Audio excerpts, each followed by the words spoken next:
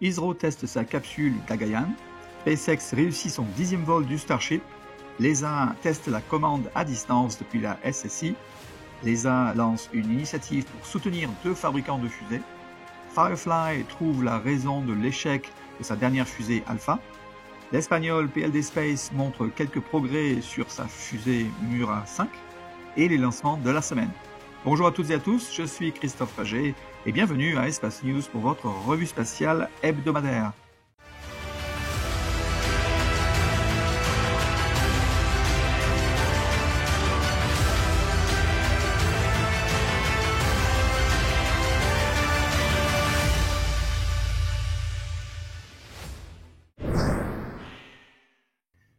L'Organisation indienne de recherche spatiale, ou ISRO, a réussi le premier test intégré de largage aérien pour une démonstration complète du système de décélération basé sur un parachute pour les missions Gaganyaan. Ce test est un effort conjoint de l'ISRO, de l'armée de l'air indienne, de l'Organisation de recherche et de développement pour la défense, de la marine indienne et de la garde côtière indienne. Donc pas mal de monde et une réussite complète. ISRO mature rapidement sa capsule habitée pour devenir une puissance spatiale indépendante. SpaceX se prépare au vol numéro 10 de son Starship. Il a donc transporté son premier étage super lourd numéro 16 au pas de lancement numéro 1. Le Starship numéro 37 a eu ses 8 simulateurs Starlink V3 installés dans sa soute de charge utile et a été transporté également au pas de lancement. On peut voir d'ailleurs qu'ils ont fini l'installation des restes des tuiles de protection thermique. Les 2 véhicules ont donc été empilés. Au site de Massey, Starship numéro 38 a réalisé 3 essais de réservoir sous pression et est retourné à la Mega Bay pour recevoir des moteurs Raptor. Et l'on nous a permis de voir ce qui se passait en ce moment dans la Star Factory, ou en tout cas une partie, avec une quantité non négligeable de nez de Starship et de tronçons de fusée, de quoi faire quelques Starships et premier étage super lourd. Mais la star de la semaine, à Starbase, reste le vol numéro 10. En effet, après quelques jours de retard, SpaceX a finalement lancé son Starship numéro 37 et le premier étage numéro 16 le 27 août 2025, autour des 1h du matin UTC. Le premier étage a commencé son ascension sans souci et même effectué sa séparation après 3 minutes de vol et est retourné non pas au site de lancement mais pas très loin dans le golfe du Mexique, comme prévu. SpaceX a testé sa résilience à une descente plus rapide afin d'économiser du carburant et a stagné pendant une poignée de secondes autour de à peu près 100 mètres d'altitude pour enfin amérir violemment et finir sa course dans les profondeurs du golfe. Quant au Starship numéro 37, il a réussi à atteindre l'océan Indien et amérir en douceur à l'endroit prévu, tout près d'une caméra bouée de SpaceX, un spectacle impressionnant à voir. Mais le Starship a aussi démontré durant le vol la faisabilité de déployer 8 Starlink V3 simulés et de redémarrer un de ses moteurs pour déorbiter. Mais le Starship a malheureusement eu une petite partie de ses tuiles de protection thermique se barrer, ainsi qu'un morceau de sa jupe près d'un des moteurs qui s'est fait la malle. SpaceX a démontré pas mal de choses durant ce vol, un très gros progrès, donc bravo à SpaceX. L'ESA a testé cette semaine la possibilité pour un astronaute depuis la Station spatiale internationale de commander à distance des robots qui se trouvaient sur Terre au DLR en Allemagne. Pourquoi ? En fait, l'ESA se prépare pour pouvoir commander des robots sur la Lune et sur Mars à distance. Et cette manipulation aide à étudier les points faibles à améliorer. Donc, l'ESA appelle ce test Surface Avatar Experiment.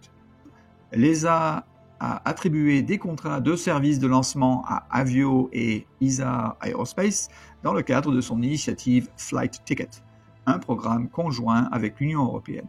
Donc, Avio a obtenu 3 contrats pour des missions en passagers secondaires sur des fusées Vega C, tandis qu'ESA Aerospace a reçu 2 contrats pour des lancements de missions de démonstration technologique.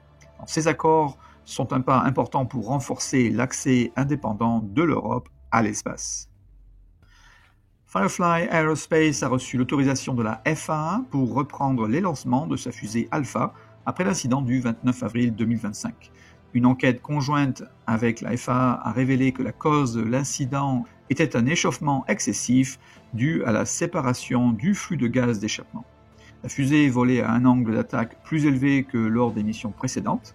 Et la société a déjà pris des mesures correctives, notamment l'ajout d'une protection thermique sur le premier étage et la réduction de l'angle d'attaque pendant les phases de vol critique. Ces actions ont permis à Firefly d'obtenir l'approbation pour son retour en vol.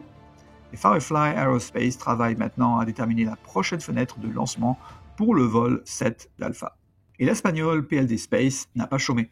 Il a complété la fabrication du moteur de son deuxième étage, Teprel C-VAC, pour sa fusée Miura 5, et commence donc la campagne de test de qualification. Il a également progressé sur la qualification de sa turbopompe pour ses moteurs. Merci donc à PLD de nous envoyer quelques nouvelles sur son avancement. Le 22 août, SpaceX a lancé une Falcon 9 depuis la Floride pour sa mission USSF-36, contenant un véhicule militaire, le X-37B, pour son test orbital OTV-8 qui verra ce véhicule rester en orbite pendant plusieurs mois. On ne sait pas grand-chose vu qu'il appartient aux forces spatiales américaines, sauf qu'il va tester les communications laser à large bande passante et un capteur inertiel quantique pour la navigation. Donc, le premier étage a volé pour la 6e fois et a atterri de retour sur site. Le même jour, SpaceX a lancé une autre Falcon 9 depuis la Californie pour une mission Starlink Group 17-6. Le premier étage a volé pour la 17e fois et a atterri sur le drone ship Of Course I Still Love You. Le 23 août, Rocket Lab a lancé une Electron depuis la Nouvelle-Zélande pour sa mission Live, Laugh, Launch. Il s'agissait de 5 satellites commerciaux pour un client confidentiel.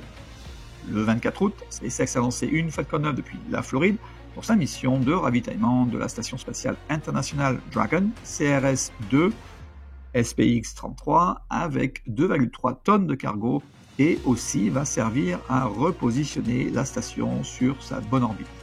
C'est le 3e vol de cette capsule de ravitaillement et le premier étage a volé pour la 7e fois et a atterri sur le drone ship A Shortfall of Gravitas. Le 25 août, CASC a lancé une longue marche 8A depuis la Chine pour sa mission SatNet Leo Group 10 avec 9 satellites Internet pour la constellation Guowang. Le 26 août, SpaceX a lancé une Falcon 9 depuis la Californie pour sa mission Naos, un satellite de reconnaissance militaire pour le Luxembourg fabriqué par OHB Italie. La fusée transporte aussi 3 satellites américains et 4 satellites indiens. Le premier étage a volé pour la 27e fois et a atterri de retour sur site. Le 27 août, SpaceX a lancé son Starship numéro 37 depuis le Texas pour son 10e essai en vol. La charge utile et 8 simulateurs de satellites Starlink de 3e génération. C'est le premier vol réussi du Starship, ou en tout cas, il a effectué tout ce qui était prévu dans la liste de tâches. Le même jour, SpaceX a lancé une autre mission Starlink Group 1056 par une Falcon 9 depuis la Floride. Le premier étage a volé pour la 2e fois et a atterri sur le drone ship Just Read the Instructions. Et le 28 août, SpaceX a lancé une Falcon 9 depuis la Floride pour une mission Starlink Group 1011. Le premier étage a volé pour la 30e fois, un record, et a atterri sur le drone ship A Shortfall of Gravitas. En résumé, du 1er janvier au 28 août 2025, 191 fusées ont été lancées avec succès.